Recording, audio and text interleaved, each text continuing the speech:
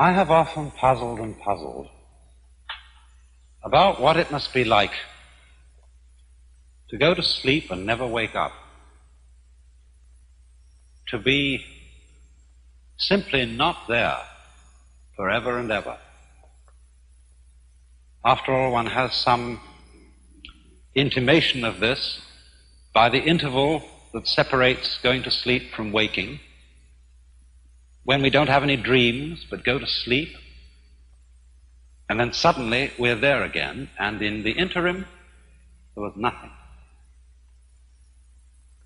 And if there was never any end to that interval, if the waking up didn't happen, that's such a curious thought.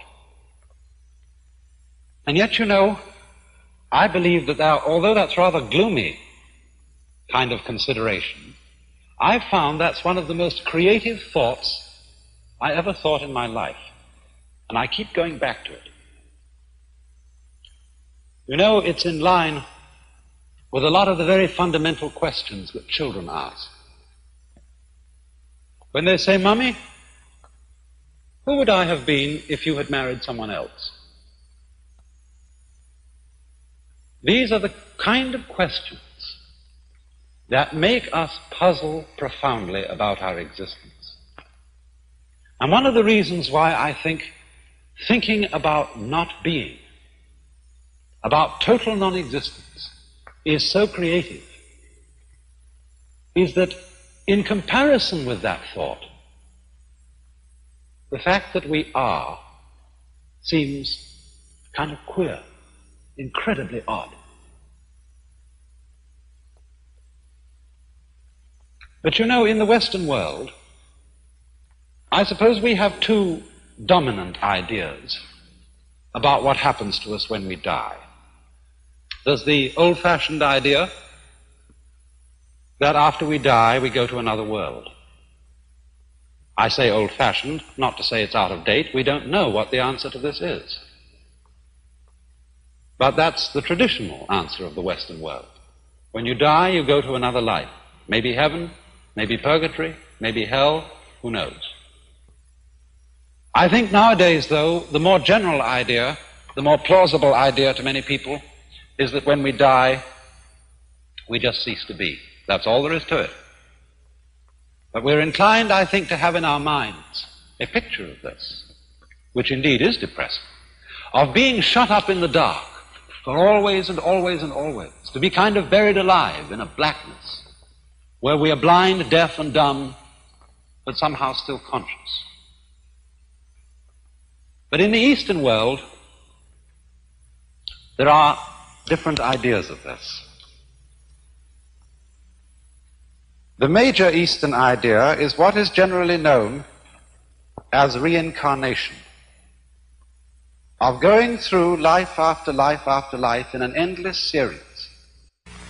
Now, of course, when any idea like that is explained, the first thing that we ask is it true? Is there a process of rebirth? But you know, as this idea is held by deeply thoughtful Hindus and Buddhists, it isn't a belief in something which we can't prove. It's really quite a self-evident notion. Think of it in this way. Supposing I make two statements. Statement one: after I die, I shall be reborn again as a baby, but I shall forget my former life. Statement two: after I die, a baby will be born. Now, I believe that those two statements are saying exactly the same thing. And we know that the second one is true. Babies are always being born. Conscious beings of all kinds are constantly coming into existence after others die. But why would I think that the two statements are really the same statement? Because after all, if you die and your memory comes to an end, and you forget who you were, being reborn again is exactly the equivalent of somebody else being born. because we have no consciousness of our continuity unless we have memory. If the memory goes, then we might just as well be somebody else. But it seems to me that the fascinating thing about this is that although a particular set of memories vanishes, death is not the end of consciousness. In other words, we are deluded by a kind of fantasy. If we think of death as endless darkness, endless nothingness is not only inconceivable, but it's logically absolutely meaningless, because we aren't able to have any idea, much less sensation of nothing, unless it can be compared with a sensation of something. These two things go together.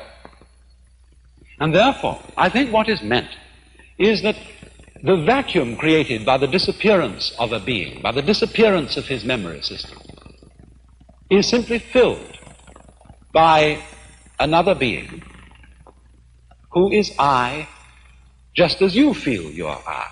The funny thing, though, about being I, about feeling that one is sort of a center of the universe, is that you can only experience this I sensation in the singular.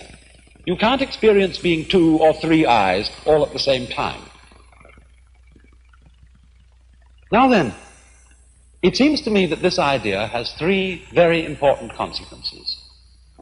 One is that the disappearance of our memory in death is not really something to be regretted.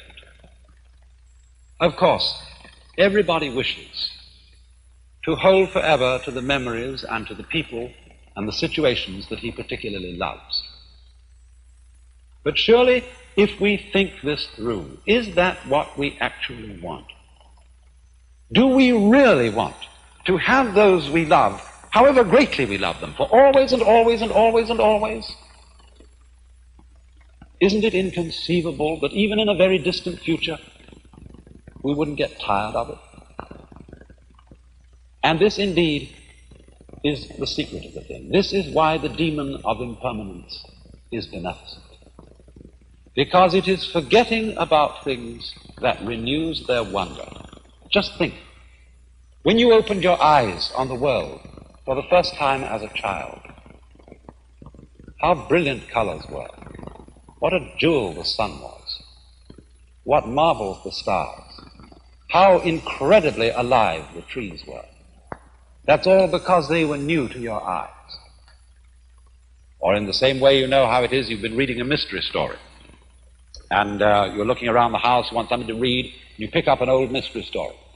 If you read it years and years ago and you've forgotten all about the plot, it still excites you. But if you remember the plot, it doesn't excite you.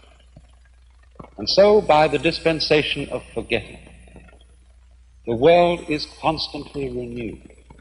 And we are able to see it again and again, and to love again and again, to have people to whom we are deeply attached and deeply fond, always with renewed intensity, and without the contrast of having seen them before, for always and always and always. Another consequence of this is a very curious realization to me. Remember that question, who would I be if my mother had married someone else? Who, if I were you, we often say, one might so easily have been you. I might so easily have been born in China and India. Why do I feel that the world is centered in this place, as distinct from some other place? You jolly well know the world is centered where you are. And this gives one a very strange feeling of the idea that other people jolly well exist in the same sense you do. Everybody's name is I. That's what you call yourself. So there will always be I's in the world. Every I is in a way the same I.